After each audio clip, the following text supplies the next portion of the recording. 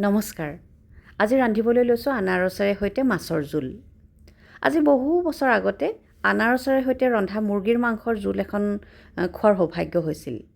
টেঙা, মিঠা আৰু আনাৰসৰ ধুনীয়া সুগন্ধিটোৰে সেই জোলখনৰ সোৱাদ আছিল অনন্য। কিন্তু সেই সোৱাদ মই পাহৰিব নোৱাৰিলেও যোৱা বেছ কিছু বছৰ ধৰি যিহেতু মই মাংস খোৱাৰ পৰা বিৰত আছোঁ, গতিকে সোৱাদটো মই আকৌ ল'ব পৰা নাছিলোঁ।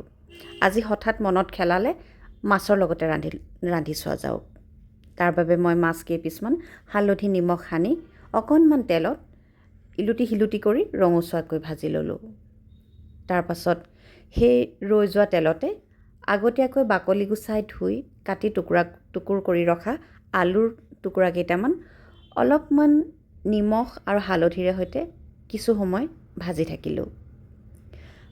প্ৰায় 50% সিজাৰ পাছত আলুৰ টুকুৰাকেইটা মই তুলি থলোঁ।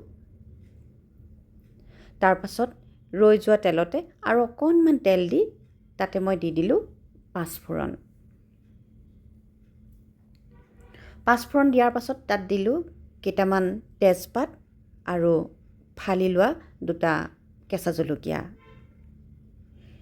তাৰ পাছত ৰঙৰ বাবে আধা চামুচ হালধি দি তাতে ঢালি দিলোঁ টুকুৰা কৰি ৰখা মাটিকঁঠালৰ টুকুৰা কেইটামান।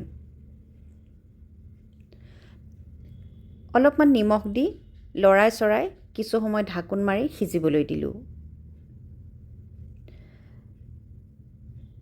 আনাৰসখিনি সিজি পানী শুকাই কাষেৰে তেল বিৰিও অহাৰ পাছত তাতে মই ঢালি দিলোঁ উতলা গৰম পানী আৰু তাতে দি দিলোঁ আগতীয়াকৈ ভাজি ৰখা মাছ আৰু আলুৰ টুকুৰাকেইটা।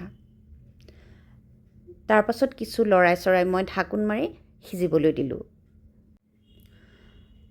ইতিমধ্যে আলু কেইপিচ ভালদৰে সিজি উঠিছে। তাৰে কেইপিচমান মই কাটা চামুচৰ সহায়ত তুলি আনি মিহিকৈ পিহি পুনৰ জোলত মিহলাই দিলোঁ জোলখন ডাঠ হ'বৰ বাবে। তাৰপাছত আকৌ কিছু সময় জোলখন উতলিবলৈ দি জোখৰ ডাঠ হোৱাৰ লগে লগে আমাৰ জোলখন পৰিৱেশনৰ বাবে আচলতে সাজু হৈ যায়। এইটো পৰ্যায়তে আমি ইচ্ছা কৰিলে ধনিয়া পাতো ব্যৱহাৰ কৰিব পাৰোঁ, কিন্তু মই ইয়াত ব্যৱহাৰ কৰা নাই কিয়নো মোৰ মাটিকঁঠালৰ সেই বিশেষ সুগন্ধিটো খুব ভাল লাগে। ধনিয়া পাতৰ ব্যৱহাৰে হয়তো সেই সুগন্ধি নোহোৱা কৰি দিব পাৰে বুলি মই ব্যৱহাৰ কৰা নাই। এয়া আমাৰ আনাৰসেৰে সৈতে মাছৰ জোল সাজু হৈ গ'ল।